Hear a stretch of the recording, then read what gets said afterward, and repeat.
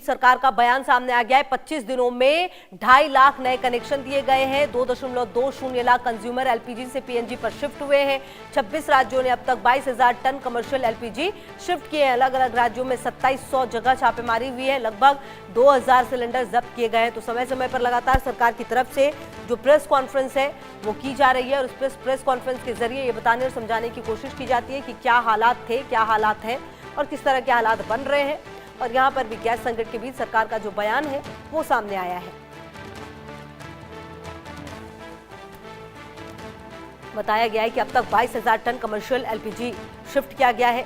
जगह जगह छापेमारी की जा रही है क्योंकि कालाबाजारी की जा रही है और जमाखोरी की जा रही थी, इसीलिए लगातार छापेमारी भी की जा रही है। और अब जो बयान है वो सामने आया है जिसमें बताया गया है कि 2.5 लाख कनेक्शन 25 दिनों में दिए गए हैं।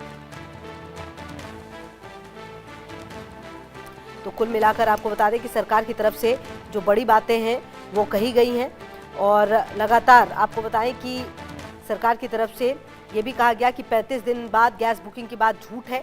डिलीवरी के 25 दिन बाद ही दूसरा सिलेंडर बुक होगा। नियमों में कोई बदलाव नहीं किया गया है। उन्होंने ये कहा कि मीडिया रिपोर्ट्स को गलत बताया है सरकार ने, जिसमें गैस सिलेंडर बुक करने के नियमों में बदलाव की बात कही जा रही है। उन्होंने और आपको बता दें पेट्रोलियम और प्राकृतिक गैस मंत्रालय ने साफ किया ऐसा कोई बदलाव नहीं किया जा रहा है। रिफिल बुकिंग के पुराने नियम ही लागू रहेंगे, उसमें कोई बदलाव नहीं है। यानी एक सिलेंडर डिलीवर होने के दूसरे सिलेंडर की डिलीवर की बुकिंग 25 दिन बाद कर सकेंगे। वहीं 14.2 किलो वाले घरेलू सिलेंडर के मुकाबले 19 किलो वाले कमर्शियल एलपीजी सिलेंडर की सप्लाई पर कहीं ज़्यादा दबाव है।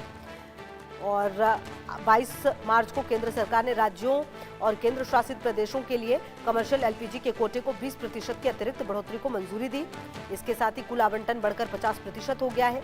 हालांकि डिस्ट्रीब्यूटर्स का कहना है इस फैसले का जमीन पर असर दिखने में अभी 2 से 3 दिन का समय लग सकता है। भारत सरकार के पेट्रोलियम और प्राकृतिक गैस मंत्रालय ने अनिवार्य वस्तु अधिनियम 1955 के तहत एक नया आदेश भी जारी किया।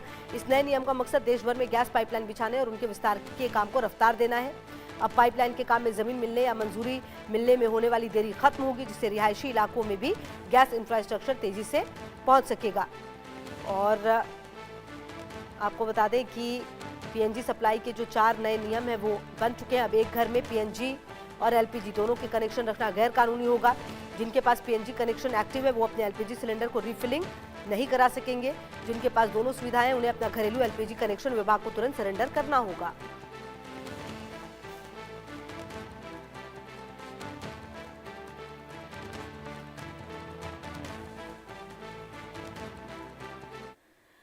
आप बताएं काशी विश्वनाथ